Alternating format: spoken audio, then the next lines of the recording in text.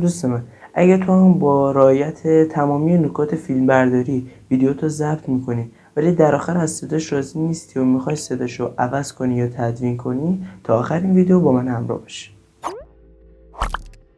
ما وارد اپ اینشات میشیم و از قسمت ویدیو، قسمت جدید، یه دونه ویدیو رو انتخاب میکنیم. ما مثلا این ویدیو رو انتخاب میکنیم، بعد وارد منوی اصلی میشیم و میتونیم تغییرات روش اعمال کنیم.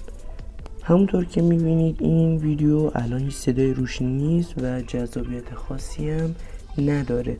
پس ما استاپش میکنیم و از قسمت موسیقی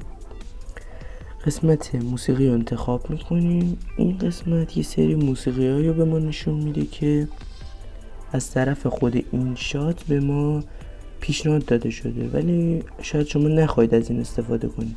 پس میاد از قسمت موسیقی من، یه موسیقی که خودتون دوست دارید و دانلود کردید، مثلا من این موسیقی رو انتخاب میکنم، استفاده کنید و میزنید و روی کارتون قرار میگیره.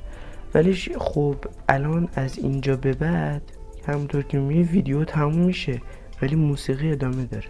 پس باید اون قسمت رو جدا کنید. از قسمت تقسیم شده همون انتخاب میکنید و از همون جایی که این نشانگر قرار داره ویدیو به 2 قسمت تقسیم میشه. ما الان این کار رو انجام دادیم و ویدیومون به 2 قسمت تقسیم شد.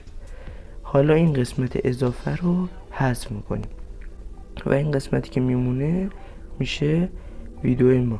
بعدش هم میتونید با کشیدن و دوباره به عقب بردن میزانش رو کم و زیاد کنید و شاید مثلا یه ویدیوی دیگه به تهش اضافه کردید و خواستید یه ذره این ادامه دارتر باشه.